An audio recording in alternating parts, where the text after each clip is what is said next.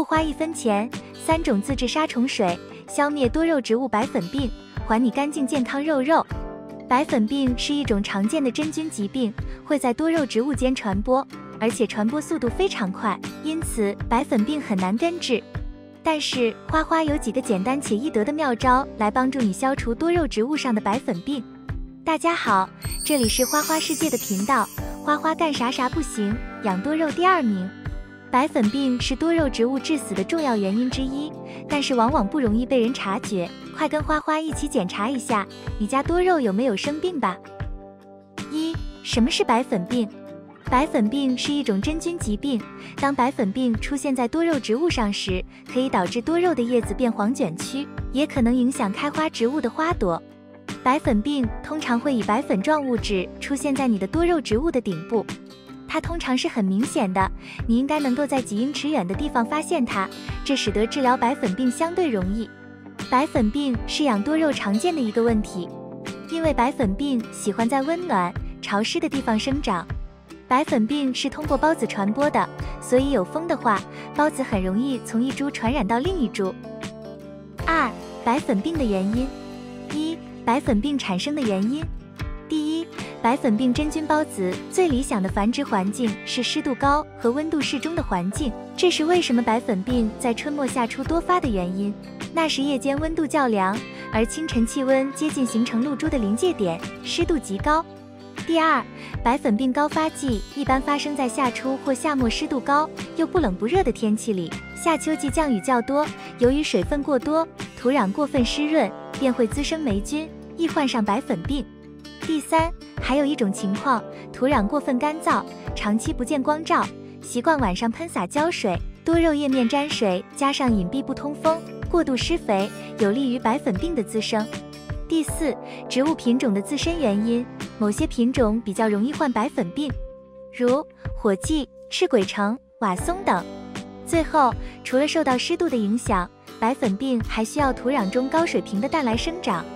因此，如果给多肉植物施肥过多，这可能会导致白粉病的生长。2. 白粉病的传播。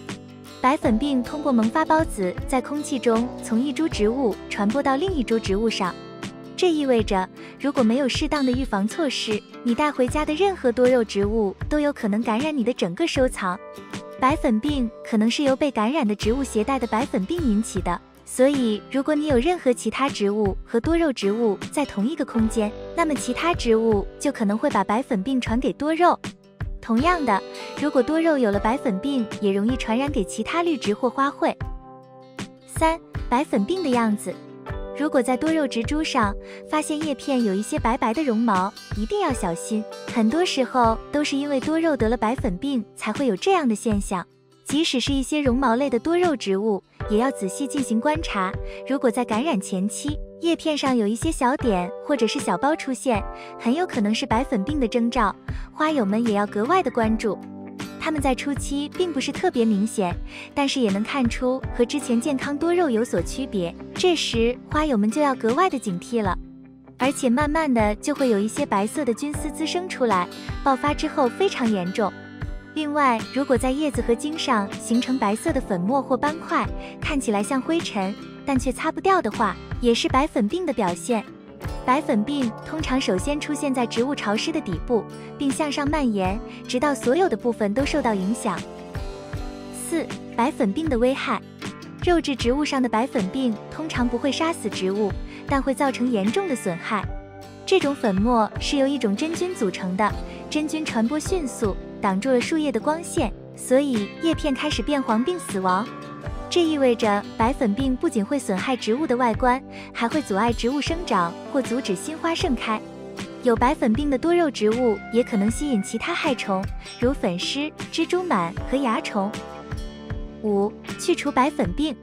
花友们可以根据自己的多肉植物的状态和问题购买白粉病的药剂，比如粉秀宁。但如果你不想用药物，想尝试一些自制药水也是可以的。3种自制药水的原材料每家都有，不花1分钱就能实现，快来试试吧。1. 洗碗精水。洗碗精和水效果很好，把几滴洗洁精和一些温水混合在喷雾器里就可以了。摇一摇混合物，确保它混合得很好，然后用喷雾器喷在植物的叶子上。这种方法可以快速杀死白粉病，但要注意不要让洗洁精溶液进入土壤，因为这会损害根部。2. 小苏打水。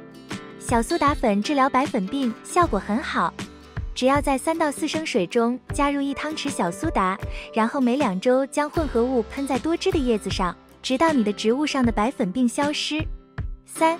啤酒水。啤酒也能有效对抗白粉病，虽然在多肉植物上花花没有尝试过，但是以前月季花白粉病的时候，花花就是用啤酒兑水，然后喷到叶片上面来消除白粉病的。啤酒与水的比例可以是1比500毫升。4. 印链油。印度链油是一种白粉病杀手，大家可以用在你的多肉植物上。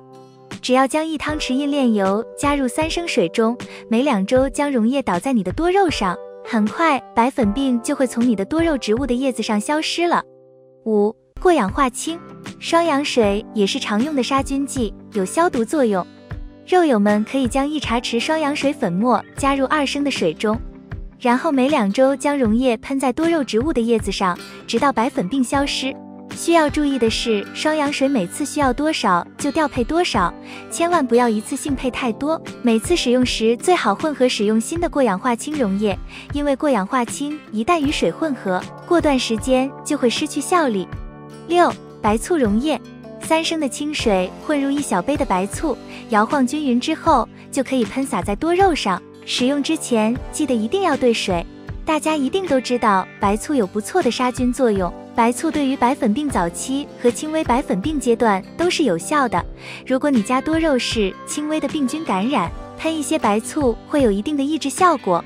不过，如果是比较严重的白粉病，喷白醋就没有明显效果了。7. 用高锰酸钾溶液治疗白粉病。高锰酸钾溶液有很好的杀菌作用，尤其是在白粉病初期，肉友们可以用棉签蘸适量的高锰酸钾溶液擦拭生病的叶片，可以很好的控制白粉病继续扩散。用高锰酸钾溶液的缺点是容易让生病的叶片上面留下伤痕，这些伤痕不好恢复。严重的白粉病用高锰酸钾也不会有明显效果了。8. 用酒精给生白粉病的多肉消毒。很多肉友发现多肉生病虫害的时候，首先就会想到用酒精擦拭叶片，可以把白粉病扼杀在萌芽状态。如果家里生病的多肉不多，病情也不严重的话，可以用75%的酒精溶液擦拭叶片，就能起到很好的防治作用。但如果是很多颗多肉同时发现生病，擦拭起来的工作量就太大了，也会比较麻烦。如果用喷洒的方式，就不能确保完全喷到生病的地方，反而一定浓度的酒精还会烧到多肉，因此这个办法只适合白粉病不严重的初期使用。9. 把多菌灵苷粉撒在生白粉病的叶片上，治疗白粉病。这也是网友们分享的方法，说自己用了很有效。我也采用这个方法进行了尝试，发现用多菌灵苷粉这个方法真的非常优秀，因为多菌灵苷粉是干的，不会再让生病的叶片变湿，这就很好的避免了让白粉病扩散。另外，多菌灵有非常好的杀菌作用，不但可以避免病菌继续滋生，还能很好的杀灭病菌。那为什么用多菌灵溶液不行呢？一方面是因为多菌灵溶液会增加多肉叶片的湿度，不利于抑制病菌扩散；另一方面是多菌灵溶液对白粉病针对性不强，经水稀释后的作用就更小了。10. 药物治疗白粉病。为什么最后才提到用药物治疗？因为白粉病一旦爆发，传染速度是很快的，肉友们家中不一定时刻都准备好治疗白粉病的药，而且药物一般都会有一些副作用，对人体也不太好。不到万不得已时，肉友们尽量避免喷药，但是白粉病严重时不喷药就很难治愈了。到这个阶段的话，肉友们可以喷洒迷菌酯、硝苯菌酯等专门治疗白粉病的药物来治疗。白粉病菌的分生孢子本身含水量高，在湿度较高时极易吸水破裂死亡，所以低浓度大水量喷药将叶面全都喷湿，会有较好的防治效果。但需要注意的是，多肉是不耐积水的植物，如果环境相对湿度较高，再加大喷水量，就要注意通风和排水问题，否则的话可能会引发烂根问题。白粉病一旦发现，治疗起来相当麻烦，所以肉友们平时一定要多注意检查多肉，发现多肉叶片有鼓起部分或发白现象，就要马上进行杀菌。平时要注意多通风。对于白粉病，预防比治疗更重要，因为白粉病传染性特别强，严重时会直接把很多颗多肉毁掉。